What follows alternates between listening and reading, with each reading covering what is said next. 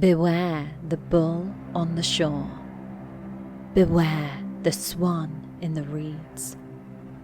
Beware the glitter of rain falling where no man should enter.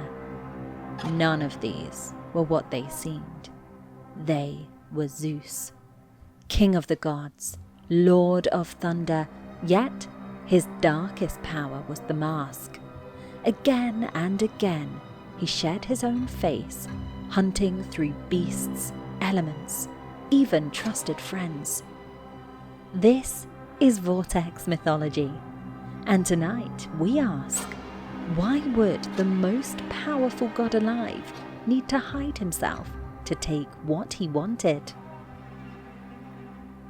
To the ancient Greeks, he was the king of the Olympians, the one who ordered the skies, ruled the storm, and enforced cosmic law. Yet behind the thunderbolt lay another force, unrestrained desire. While other gods took lovers openly, Zeus rarely came as himself. Instead, he abandoned his divine face. He slipped into the skins of animals, the masks of friends, even the shapes of elements themselves. A god who could command the heavens chose deception, trickery, and obsession. Why would the most powerful god refuse to approach in his own form? What did it mean when Olympus's ruler shed divinity to seduce as something less than human? On a warm Phoenician shore, a young princess named Europa gathered flowers by the sea. Out of the waves rose a bull, white as foam, gentle as silk. Drawn by its beauty, she climbed upon its back. But the moment she did, the bull leapt into the surf, carrying her across the waters to Crete.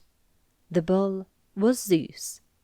From this abduction came the line of kings that shaped Crete, including Minos, of Minotaur legend fame. A nation's myth was born not from love, but from violation, disguised as wonder.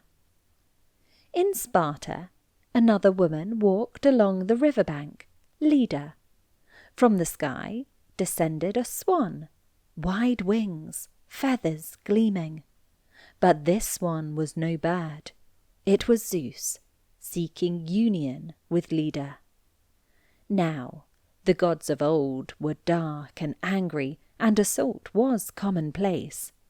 It is only more modern interpretations that soften or even romanticize the lust and actions of these gods. Their union, whether seduction or assault, gave birth to children.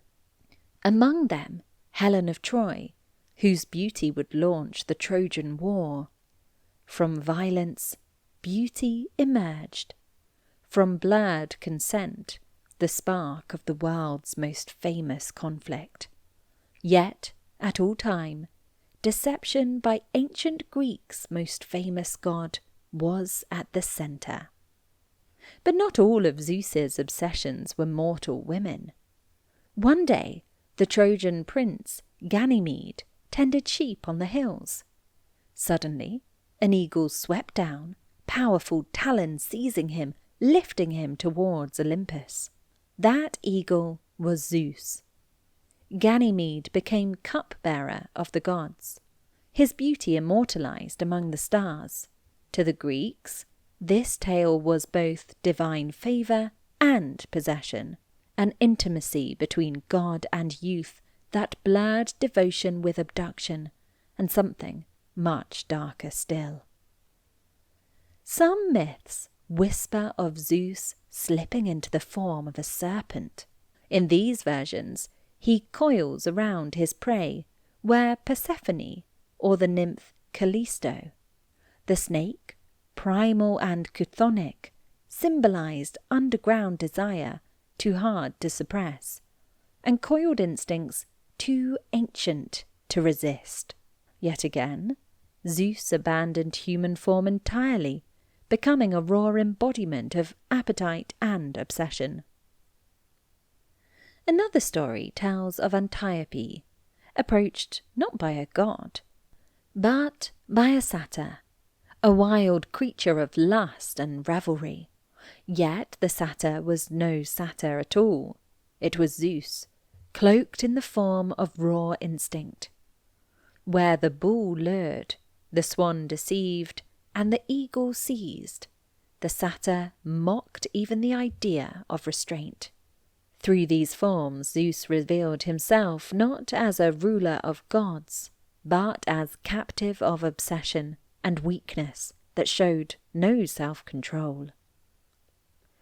But Zeus's disguises did not end with animals. His obsession found other masks. He entered Danaë, not as man or beast, but as golden rain, slipping into the tower where her father had locked her away. No prison, no walls could keep him out. From this violation came Perseus, the hero who would slay Medusa. He tricked Callisto not as beast or storm, but as Artemis, the very goddess Callisto followed. A god disguised as a trusted friend, lust cloaked in trust. And even when these forms failed, Zeus became elements themselves: flame, cloud, mist. Desire diffused into nature, impossible to escape.